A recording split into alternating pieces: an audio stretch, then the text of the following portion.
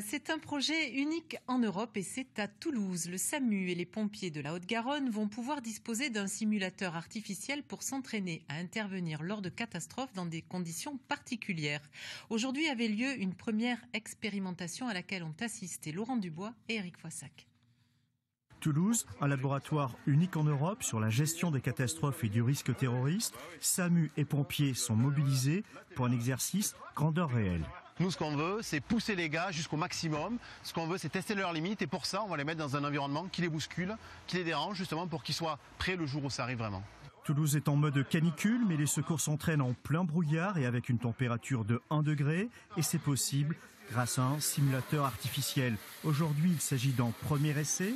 Il s'est déroulé dans un hangar qui permet uniquement de recréer des conditions climatiques extrêmes.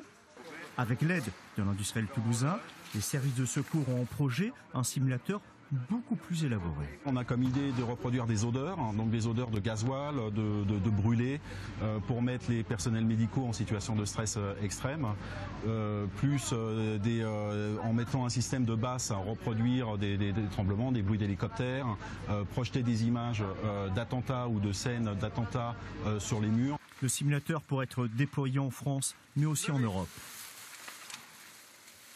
On va en faire un élément mobile qui peut se déplacer au gré des besoins plutôt que de le figer quelque part. Le projet, baptisé Domus, coûte 7 millions d'euros. Un dossier de financement va être déposé auprès des instances européennes.